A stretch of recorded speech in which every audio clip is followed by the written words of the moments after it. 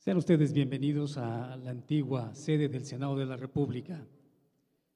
Preside el tercer informe legislativo del senador independiente Emilio Álvarez y Casa, la presidenta de la mesa directiva del Senado de la República, senadora Olga Sánchez Cordero.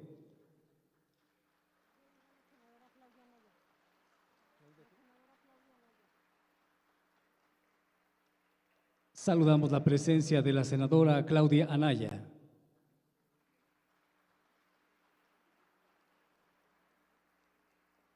Del senador Germán Martínez. Y de quien preside y habrá de dirigir este tercer informe legislativo, nuestro amigo, su amigo el senador Emilio Álvarez y Casa.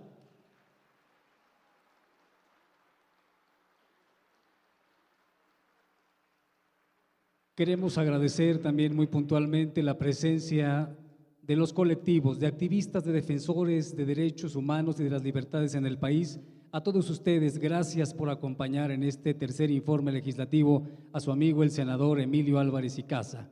Queremos también saludar la presencia de las personas que nos siguen a través de la señal del Congreso. Muchas gracias por acompañarnos en esta transmisión.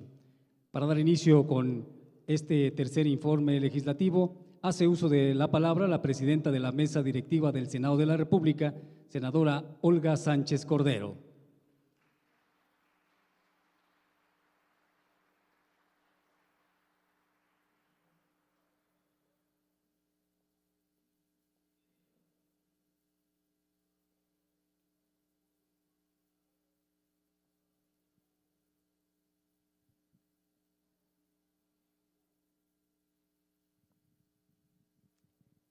Muy buenos días a mi compañera senadora, a mis compañeros senadores.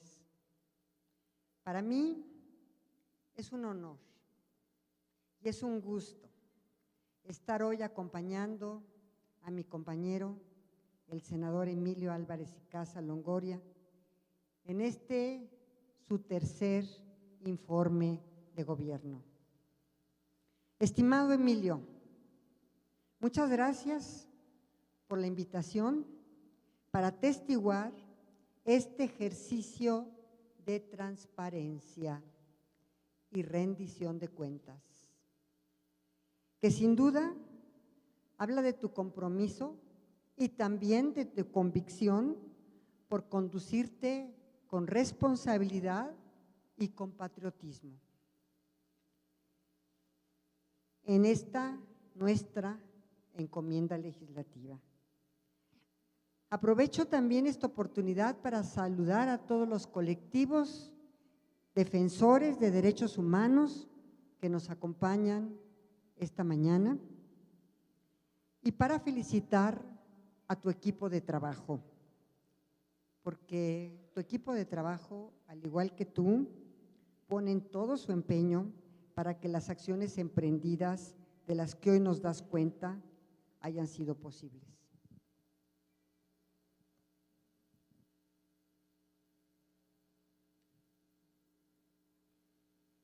Quienes conocemos tu trabajo, lo reconocemos y reconocemos esa pasión que le imprimes y con la que defiendes las causas encaminadas al pleno respeto de los derechos humanos, el debido proceso, la protección a las víctimas, el combate a la corrupción y a la impunidad, que han sido, mi querido Emilio, tus banderas siempre, que has luchado por ellas y que hoy rindes cuentas con esa transparencia que te caracteriza de lo que has hecho y has venido promoviendo en el Senado de la República. Así también, y lo quiero subrayar, respetamos tu ideal de pluralismo, aquel con el que nos das ejemplo de tu actividad legislativa. No se trata de partidos políticos, se trata de objetivos comunes colectivos y causas sociales en favor de lo que hemos luchado también yo contigo y tú conmigo, la justicia, la paz social, la democracia. Con esto, día con día, aportas al objetivo colectivo que tenemos en el Senado de la República, y este objetivo es para construir sociedades abiertas con mayor tolerancia cultural, social, con la mayor tolerancia, empatía, solidaridad con todos. Sociedades en las que debemos unirnos para eliminar las narrativas que generan confrontaciones a partir de la imagen de contrarios externos. En el pluralismo no hay contrarios, no hay enemigos, hay y debe haber respeto, tolerancia, empatía hacia el otro, hacia los otros. ¿Qué es lo que tú haces?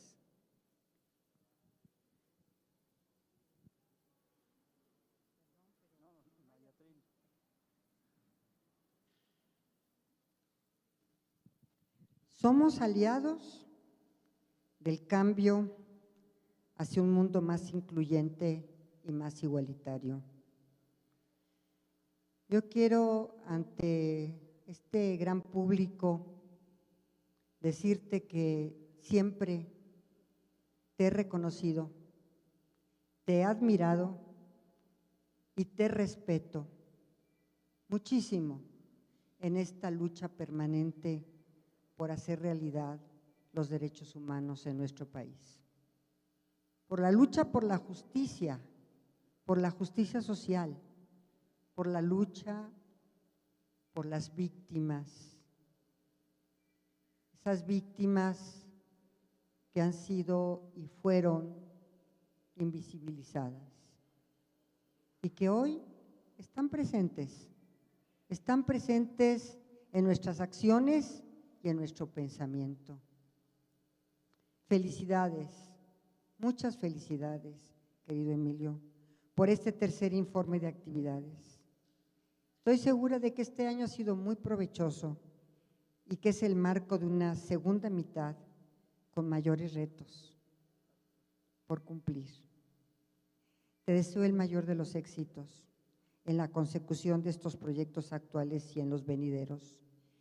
Y quiero terminar compartiendo con todos ustedes que la pluralidad no significa confrontación. La pluralidad significa pensar distinto, pero que seguramente en esta pluralidad y en este reconocimiento del otro y en este respeto a la otredad podemos avanzar y construir mucho más en objetivos comunes y en objetivos que nos unen en bien de nuestro país y de nuestro pueblo. Muchas gracias, Emilio.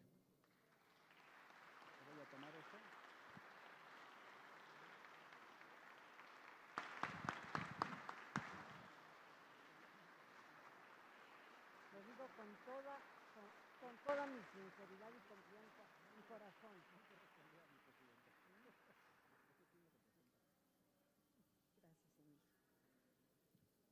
Voy a entregarle a la presidenta del Senado mi tercer informe.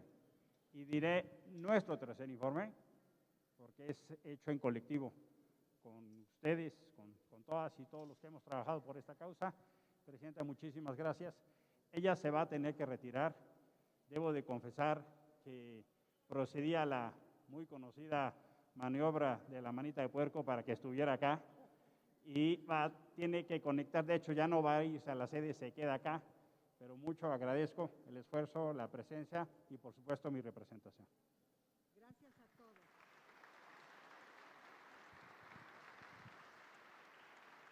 Se despide de nosotros la presidenta de la Mesa Directiva del Senado de la República, senadora Olga Sánchez Cordero. Amable concurrencia, a continuación los invitamos a apreciar el video con motivo de este informe de actividades denominado 3 años de voz y resistencia democrática.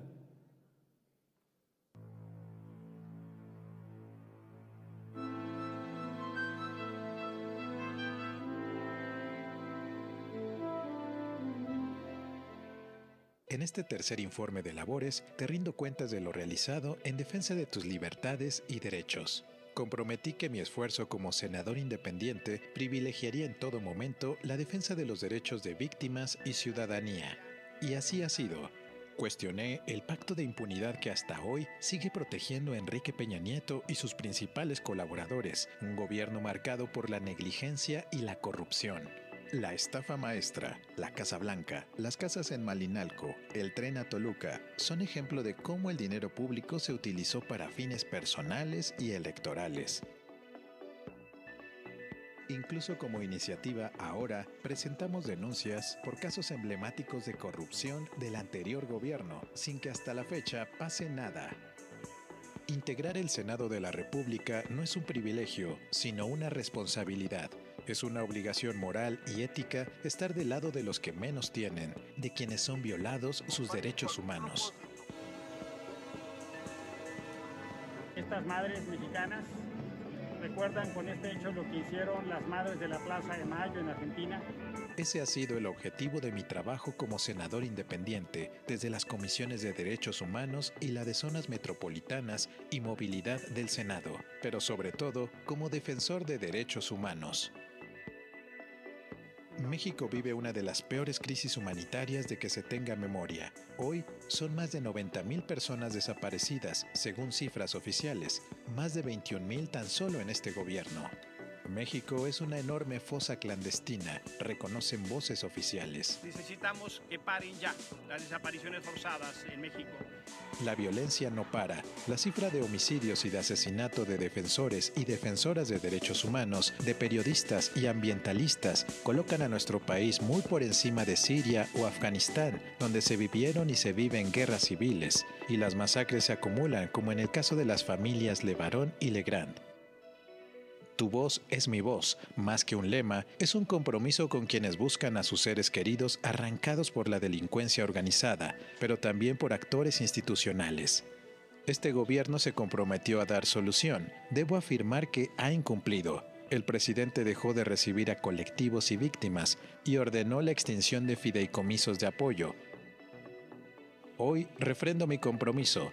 Te rindo cuentas porque es mi obligación y es tu derecho.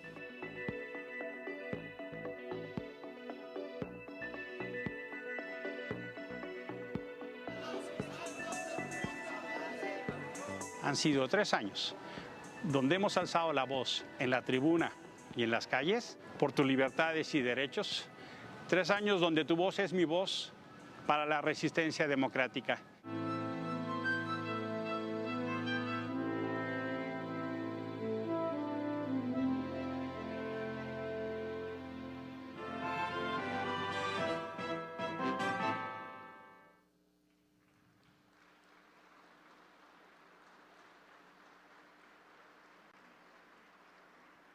Queremos destacar la presencia de las y los extitulares de la Comisión Nacional de Derechos Humanos que el día de hoy nos acompañan, así como también la presencia de la senadora Audelia Villares. Para rendir el tercer informe legislativo, tiene el uso de la voz el senador Emilio Álvarez y Casa.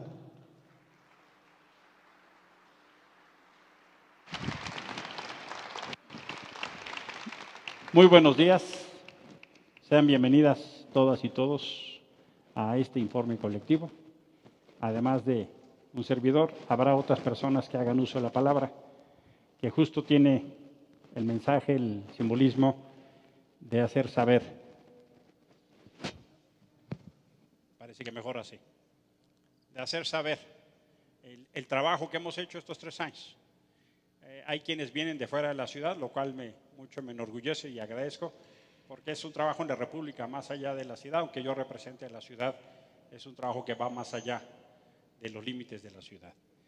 Y también poder reflexionar un poquito en el orden de lo que está sucediendo en el país. Vamos a hablar de 4 temas. El primero es un momento país, cómo veo yo el momento. El segundo, cuál es la agenda nacional en estos 3 años, lo que ha pasado en el Senado y algunos de los correlatos que han sucedido en este momento, en este tiempo. Luego algunos flachazos de lo que yo llamo legislar con y para la gente. Ya vimos una pequeña introducción en este mini informe, este video. Y finalmente, algunas ideas que nos sirven de qué sigue, ¿no? Lo que llamamos en el equipo la construcción del futuro. Y sobre esos temas vamos a abordar. Sobre el momento país. No cabe duda que el tiempo que vivíamos del 18 para acá ha cambiado radicalmente. Hay dos grandes fenómenos que nos han puesto en un momento distinto. El primero es un fenómeno global y el segundo es un fenómeno muy nacional. El primero es la pandemia del COVID. Una pandemia negligente e ineficazmente manejada, que ha hecho que nuestras desigualdades, que de por sí ya existían, ahora sean mayores.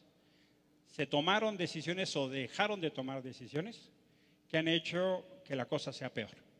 Somos el país con más muertos del personal de salud y uno de los primeros en pérdidas de vida. Ese solo indicador habla de la gestión de la pandemia. El segundo fenómeno es la elección del 21.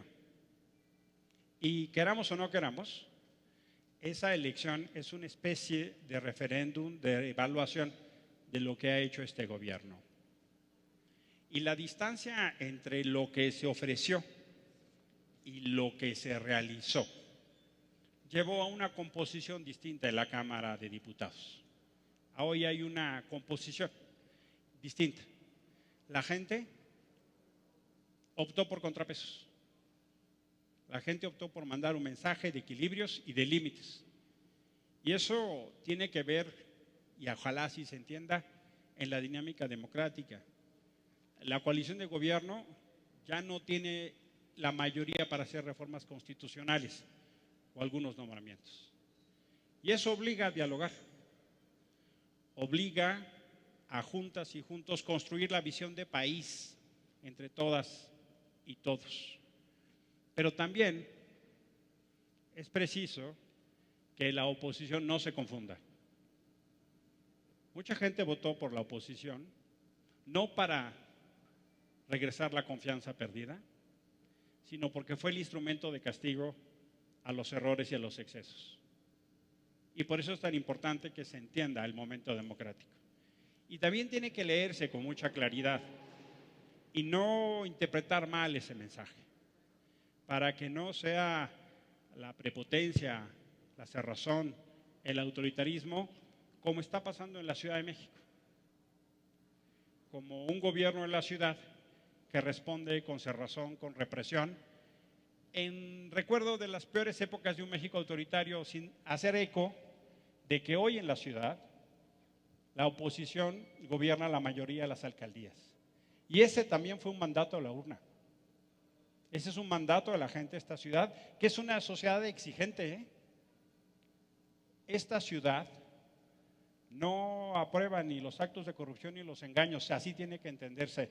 Y no es con represión, cerrazón, autoritarismo y soberbia que se va a construir un horizonte democrático en la ciudad. Vamos a hablar del segundo tema, que es la agenda nacional.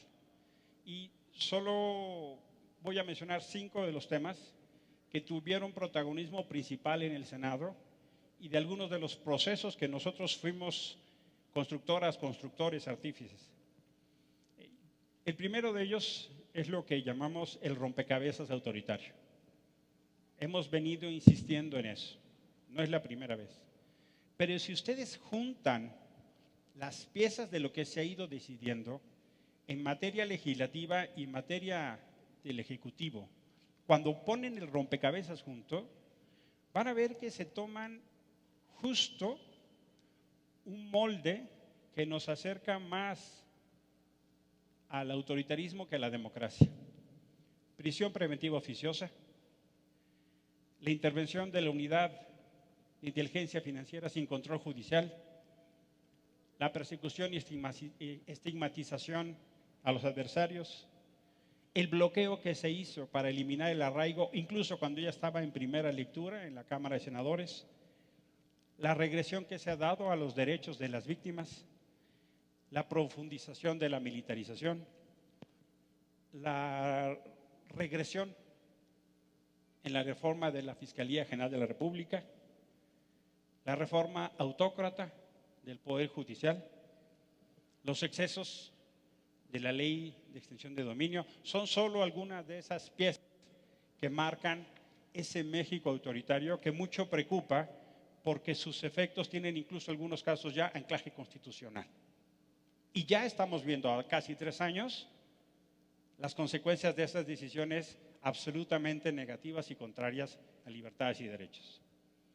El segundo proceso tiene que ver con lo que preocupa enormemente, que es la continuación y la profundización de la militarización del país. Es un proceso sistemático, paulatino, pero de extraordinario riesgo. Infelizmente, el Congreso de la Unión ha sido escenario donde la mayoría legislativa ha decidido avalar alguna de esas decisiones. Y déjenme darles un dato para que tomemos dimensión de lo que esto significa. La plataforma de proyección de datos abiertos hizo una investigación para dar cuenta de las labores civiles que han sido trasladadas a la SEDENA, la Secretaría de la Defensa Nacional, y a la CEMAR, la Secretaría de Marina.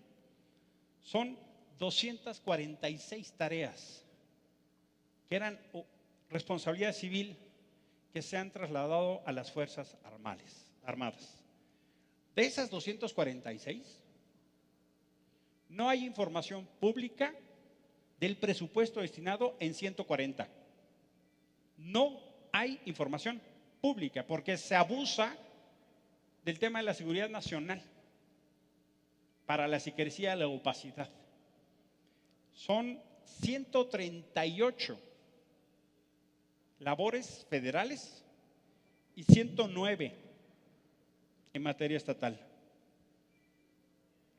Como mencioné, son casi 250. Entre ellas, control migratorio, distribución de libros de texto gratuito, entrega de fertilizantes, construcción y futura administración de los aeropuertos Felipe Ángeles y el de Tulum. Incluso se quedan con la renta y la administración de lo que salga. La construcción de 2.700 sucursales del Banco del Bienestar. El control militar de puertos y aduanas. Militarización de la educación mercante naval. Aquí está uno de los marinos que ha dado la batalla y nos va a compartir. La construcción parcial y futura administración de un tramo del Tren Maya, solo por mencionar algunos. Todo esto con independencia de que las instituciones de justicia se han ido llenando de militares, que no viene de ahorita, sino que se ha agudizado. El Instituto Nacional de Migración incluso tiene marinos de la Armada de México en efectivo, en retiro, controlando. Está aquí Norma de las patronas y les puede platicar lo que dicen. Sencillamente dicen: para mí no existen los derechos humanos. Y esos son solo algunos de los ejemplos. Ahora, permítanme subrayar, porque en toda esta discusión hay un gran ausente, y es la Suprema Corte de Justicia de la Nación. Van 4 acciones de inconstitucionalidad, 5 controversias constitucionales y 2 amparos que se han presentado como recursos legales constitucionales para defender la militarización. Y la Suprema Corte de Justicia ha guardado silencio, dejando que de facto se implemente. Si el poder autónomo de justicia y equilibrio se calla de implemento, por supuesto que de facto se implementa lo que eso significa. Vamos al tercer tema, que es violencia y seguridad. Y por supuesto que este es un ámbito del desafío del Estado, y el desafío no es de esta administración, pero muchas de las cosas que dijeron que iban a hacer se están haciendo justo en sentido contrario.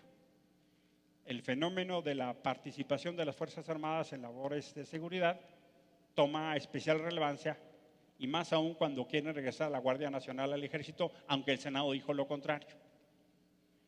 Uno se pregunta, y esta apuesta que se hizo por seguridad a cambio de derechos, que llevamos 20 años y que nunca acaban de llegar, la estamos viendo en sus peores formas.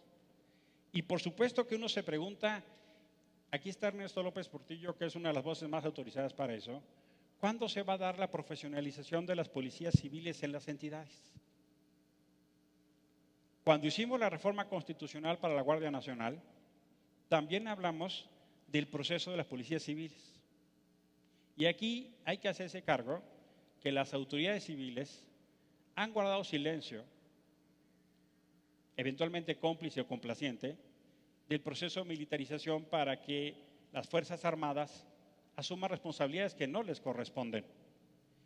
Y por supuesto que los indicadores son más que graves. Todo aquel dato que nos daban hoy está peor, en lo que ustedes quieran. Y la pandemia agudizó algunos de los fenómenos de las violencias que ahora vivíamos. El cuarto tema es lo que está pasando con la justicia. Y aquí permítanme subrayar lo que yo llamo el engaño a las víctimas. No, México en realidad sigue padeciendo la vigencia de los pactos de corrupción e impunidad, que no empezaron en este sexenio, pero que en este sexenio no solo se han renovado, sino que hay nuevos pactos.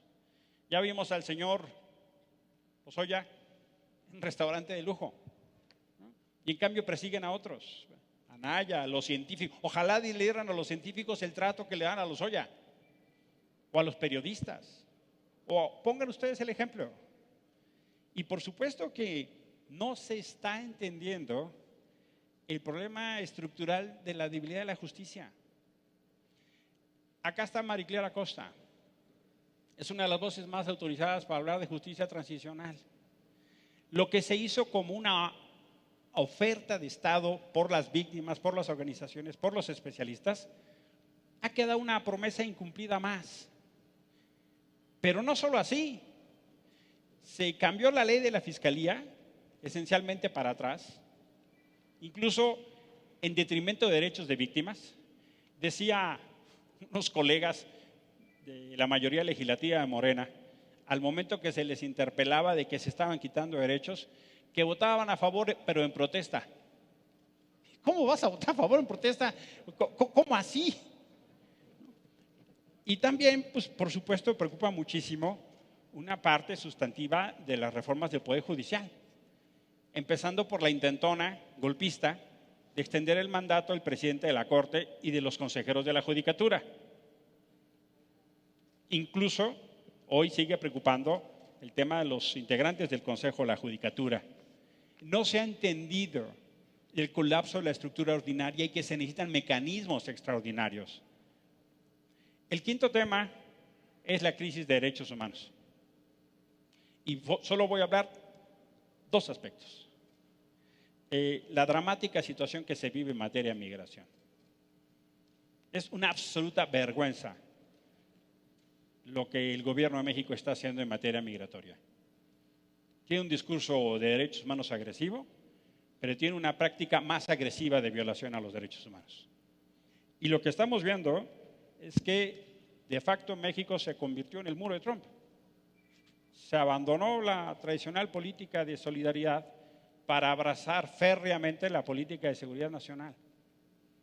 Y eso, en el uso de las Fuerzas Armadas, de la Guardia Nacional Militarizada, del Instituto Nacional de Migración Militarizado, lo que está haciendo el gobierno de México con los migrantes es un absoluto exceso y absolutamente contradictorio a todas nuestras obligaciones internacionales. Los organismos internacionales ya levantaron la voz para decirlo. Aquí está Jesús Peña, la Oficina del Alto Comisionado de las Naciones Unidas para los Derechos Humanos. Han alertado sobre los excesos. Cuando vemos agentes de migración pateando a migrantes, separando a familias, contrario a lo que dice toda ley y compromiso de México, es realmente una vergüenza. Pero además nos coloca, no solo como el muro de Trump, sino en falta para decir cualquier cosa de lo que se hace en Estados Unidos con las y los mexicanos. El segundo, déjenme decirlo así, es el desfonde de la política pública y de las instituciones que trabajan derechos humanos. El recuento es más o menos trágico. La CNDH está en un proceso de debilitamiento, inacción, silencio, sumisión. Lo que más conocemos de la CNDH son o sus silencios o sus conflictos laborales internos de propia violación de los derechos humanos de sus empleados. La Comisión Ejecutiva de Atención a Víctimas, la CEAV, que fue producto del movimiento de las víctimas, que se creó justo para hacer una política de Estado de protección a las víctimas, tiene 15 meses sin titular. Parece que el gobierno no le ocupa ni le ocurre prisa, además de que desaparecieron los fideicomisos. El mecanismo de protección de personas defensoras y periodistas absolutamente rebasado. Están matando periodistas y defensores bajo el mecanismo de protección.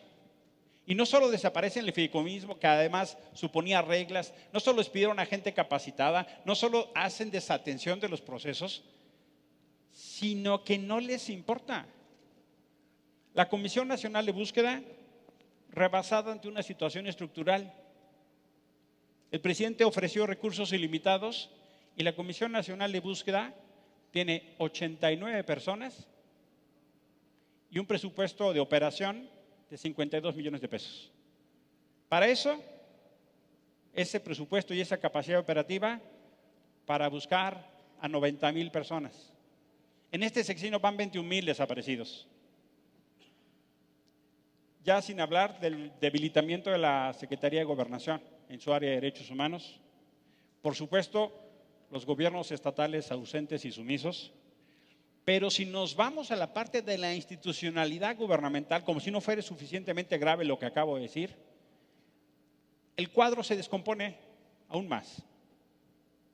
Las personas con discapacidad. La CONADIS, la instancia que se hizo para su atención, desde que empezó este gobierno no tiene titular. Las personas en situación de desplazamiento forzado, absolutamente abandonadas. El sistema de protección de niñas, niños y adolescentes, el CIPINA, debilitado y sin atención. A este gobierno no le importan los niños y las niñas, que en su ocasión son quienes más sufren la violencia o la pobreza. Mujeres víctimas de violencia absolutamente desamparadas.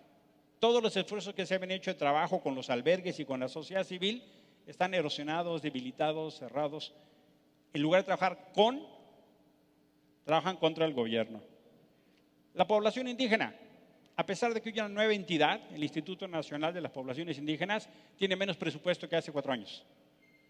Mucho discurso y poco presupuesto. Este escenario lo que muestra es una política pública que erosiona los derechos de las personas, que abandona a las víctimas y otros grupos más. Ahora vamos a hablar del tercer tema, que van a ser solo flachazos, como les dije, de nuestra labor legislativa, porque estos temas que hemos conversado han tenido un foro principalísimo en muchas discusiones del Senado, pero también en muchas reuniones que hemos celebrado juntos. En estos 3 años hicimos una alianza, porque como ustedes saben, pues era más o menos el principio de estar de independiente. Me quería acordar del anuncio del radio de Carlos Cerro, el hombre bomba, que no tiene sucursales. Más o menos yo me identificaba con ese anuncio. Y en una estrategia de alianza, presentamos 127 acciones legislativas en mi equipo o con otros senadoras y senadores, de las cuales fueron 66 iniciativas en reformas constitucionales, legales o modificaciones, 51 puntos de acuerdo y 10 comunicaciones solicitativas. En promedio, votamos el 70% en contra o abstención. Cuando nos vamos a algunas discusiones más críticas, probablemente se pudiera actualizar la hipótesis de que soy el senador de más oposición. Tengo una votación de 76% en contra en las discusiones más críticas. ¿Y por qué? Porque si el término de relaciones no se le mueve ni una coma, se hace difícil legislar en materia de inclusión, de igualdad, de derechos e incluso buenas ideas que se escriben mal. Me da mucho gusto compartirles que tuve el 93% de asistencia al Senado y el 7% que no estuve, pues porque tenía comisión o porque estaba en reuniones de sesión. Como se mencionó, yo estoy en la Comisión de Derechos Humanos y de Zonas Metropolitanas y Movilidad. En esas asistí el 100%. La gente de la ciudad puede estar muy clara que se le representa en todo momento. Ha habido algunos temas que hemos presentado y que quiero mencionar porque me preocupan y vamos a seguir insistiendo. Por ejemplo, la eliminación del arraigo. Estuvo en primera lectura en 2 sesiones. La detuvieron y la bajaron porque la Fiscalía no quería quitarla. La autonomía del Coneval, que es básico para poder medir lo que está pasando, y tengamos un acuerdo de qué sucede con la pobreza y no nos vayan a decir con mucha ligereza, yo tengo otros datos. Está detenida. La miscelánea del desplazamiento interno forzado, trabajamos varios meses con comunidades desplazadas, con expertos, con organizaciones de derechos humanos, está detenida. La reforma constitucional y legislativa en materia de seguridad vial, que tomó mucho tiempo esta reforma constitucional. En este país mueren 44 personas al día por incidentes de tráfico, atropelladas o de alguna otra manera, 44 al día. Y estamos tratando de hacer la ley de seguridad vial o la ley de movilidad que tenga su correlato en la reforma y pareciera que no hay prisa. Cada día que nos tardamos son 44 personas más, que es cómo redefinimos el uso del espacio público. Una cosa que fue muy buena lograr, y eso se lo debemos a Carlos Morales, que es diputado de la iniciativa ahora, fue que se logró los institutos de planeación metropolitana. Ahora por ley, los municipios, esencialmente los más grandes, van a tener que tener un trabajo en planeación urbana. Eventualmente nos ocupa pensar qué pasa. En la Cámara de Diputados fue por unanimidad, en el Senado fue por casi unanimidad, faltó un voto. Quien votó en contra es un senador que viene de Texcoco. Yo digo, como si Texcoco no necesitara planeación urbana, ¿no? Qué peculiar, ¿no? Pero bueno, así se ve el mundo a veces. Me da mucho gusto decirles que aprobamos no solo 2 convenciones interamericanas contra el racismo y contra la discriminación, y también la competencia del Comité contra Desapariciones Forzadas para que pueda aceptar casos individuales. Y probablemente una de las cosas más importantes es el acompañamiento que hemos tenido con víctimas. Uno de los casos más emblemáticos fue cuando se discutió el fideicomiso. El Senado, en lugar de abrir las puertas y dialogar, prefirió cambiar su sede y venirse aquí, incluso con senadores ya enfermos de COVID. 3 días después de que sesionamos aquí, murió un senador de Tlaxcala, en lugar de abrir las puertas y dialogar con las víctimas. Por supuesto, esto implica mucho trabajo. Yo le agradezco muchísimo y le reconozco mucho a mi equipo, porque tuvimos más de 3,000 actividades de gestión ciudadana. Esos son en promedio 3 al día. Tuvimos 125 foros, 110 eventos, tuvimos 50 viajes a la República, de manera destacada en Nayarit. Acá está la familia del líder Luis Manuel Hernández, que está detenido injustamente por una acción de un delito. Y está también Rodrigo González de la Comisión de la Verdad de Nayarit. Un caso, en mi opinión, ejemplar de trabajo ciudadano por la justicia, entre muchos otros.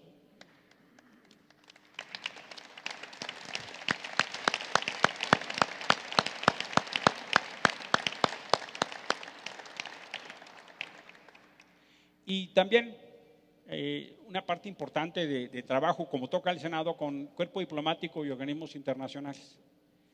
Vemos una representación de organismos internacionales que la quisiéramos más activa, medio echados para atrás, ¿no? Ojalá lográramos que tuvieran una voz más fuerte y potente. El trabajo en comunicación es muy importante para darle a conocer a la gente lo que hacemos, hasta dónde llegamos y cómo estamos pensando, cómo nos posicionamos. Tuvimos más de 60 conferencias de prensa, casi 600 entrevistas, de lo que alcanzamos a registrar, porque también el área de comunicación no es que apantalle a los japoneses, ¿no? Es un hombre que hace un trabajo extraordinario que se llama Hugo Morales, y es él, y algunos compañeros del equipo que le acompañan, como Sergio González o Mariana Domínguez, alcanzaron a registrar 7,600 impactos de lo que nosotros, pero probablemente uno de los trabajos más importantes es en redes ciudadanas. Tuvimos 97 millones de impactos en estos años, que tiene que ver justo con tratar de construir una narrativa y dialogar con la realidad, una parte muy importante de ellos en la ciudad. Acá está el alcalde de Benito Juárez, el maestro Taboada, que le damos la bienvenida, ¿no? Que fue el alcalde más votado en el país, en su diferencia. Bienvenido, alcalde. Y por supuesto, termino con lo que llamamos la construcción de futuro. Lo primero que quiero decirles es que estoy muy orgulloso, muy contento de haber construido junto con otros compañeros el Grupo Parlamentario Plural. Vamos a dar la batalla.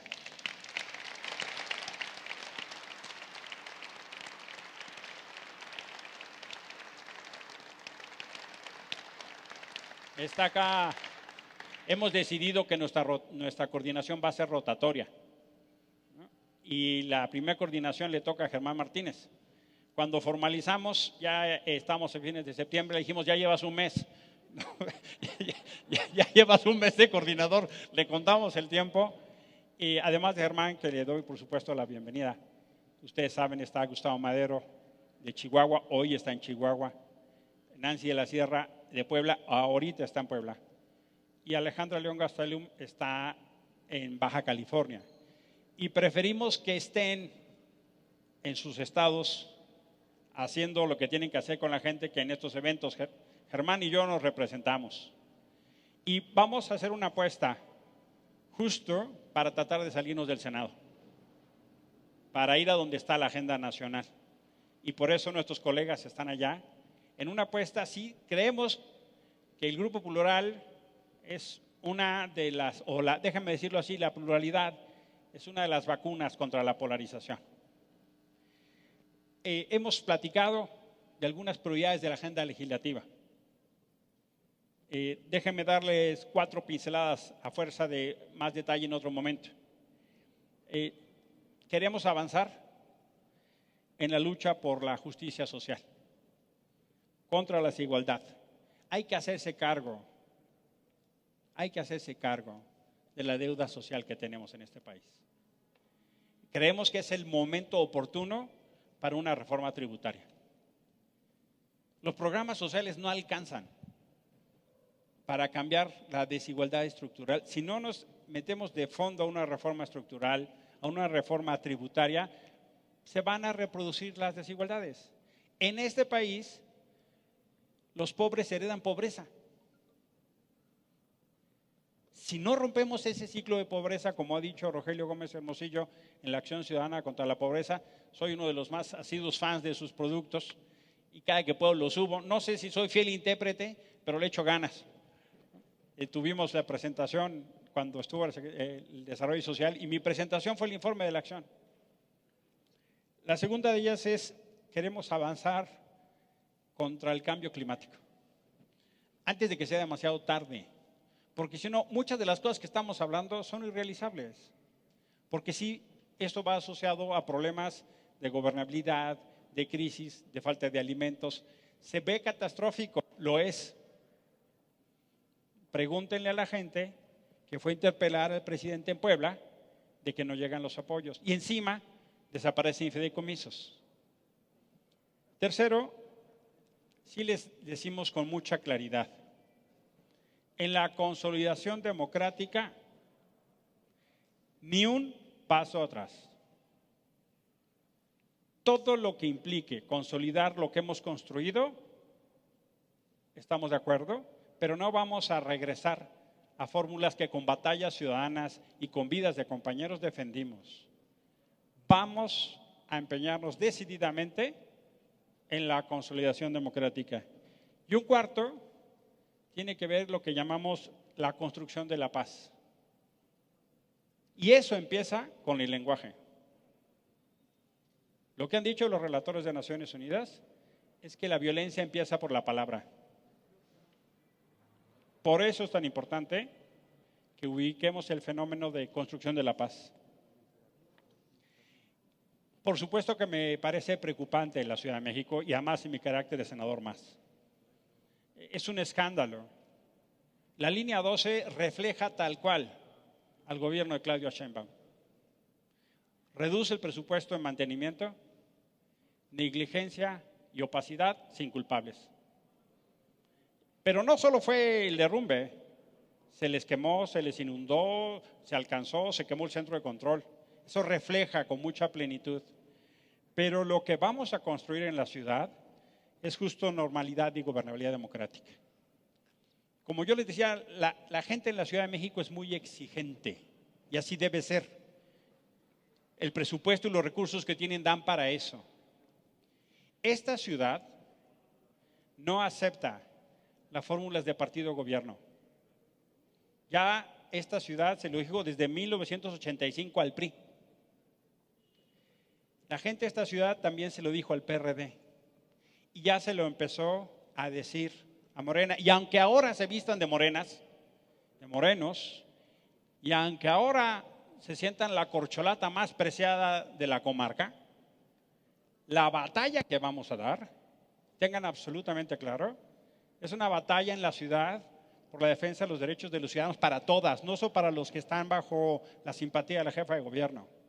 No vamos a aceptar que se minimice a los alcaldes, que se nieguen derechos a las personas que están en su constitucional representación. Y con mucha claridad, vamos a dar la batalla para el 24. Porque no vamos a permitir formas de corrupción engañadas. Termino en lo que yo llamo el debate futuro. Lo que queremos es que México tenga una discusión hacia adelante, no una discusión hacia el pasado. Un pasado inaceptable, indefendible. O sea, es que hagámonos cargo de las cosas que tanto nos enojaron y nos indignaron. Eso es indefendible, ¿eh? O sea, no podemos hablar como si funcionara la justicia, la legalidad, el Estado de Derecho, los partidos políticos. Eso no se puede defender. Eso es indefendible. Pero tampoco es defendible regresar a otros tiempos que respondían a otro tipo de problemas, a otro tipo de circunstancias y a otro mundo. El dilema es entonces un dilema de futuro. El mejor ejemplo es la reforma eléctrica. Tenemos que tener una reforma que se haga cargo de energías renovables, que se haga cargo de la globalización, que se haga cargo de los acuerdos comerciales, que se haga cargo de las desigualdades, que se haga cargo que no se le paga a la gente por su terreno cuando se ponen la industria eólica, que se hagan cargo de los contratos corruptos, que se haga cargo de que hay gente en este país que no tiene electricidad, pero que se haga cargo que va a tener mucho más demanda. Cuando nosotros éramos pequeños, pues en casa había pocos aparatos. Ahora todo el mundo tiene aparatos, teléfonos, computadoras, horno de microondas, televisiones, pantallas, lo que fuere. Tenemos que construir para adelante. Y el debate democrático está pasando no solo en México, sino en el mundo un dilema muy fuerte. Estamos siendo testigos de cómo hay gobiernos que llegan al poder con instrumentos democráticos y ya en el poder erosionan la democracia. El gobierno de México es un ejemplo paradigmático de eso. Se llega al poder con formas y medios democráticos y ya en el poder se hace todo lo posible por erosionar la normalidad democrática. Estamos convencidos que la construcción del futuro no solo pasa para entender que no hay una versión de futuro, sino de la construcción de la normalidad democrática. Por supuesto que hay que hacerse cargo de las desigualdades sociales, principalmente. Hay que hacerse cargo de que hay muchas personas, millones que tienen hambre, la pandemia lo dejó peor, y que hay muchas personas que viven en condiciones de indignidad. Eso no es aceptable para ninguna democracia del mundo. Y yo sí pienso, y con esto termino, es momento para sumar nuestras capacidades, nuestros sueños y nuestras esperanzas, no para sumar nuestros miedos. Los miedos no dan para ganar, ¿eh? Los sueños construyen futuro. Para esa batalla vamos a estar los próximos 3 años. Muchísimas gracias por su presencia.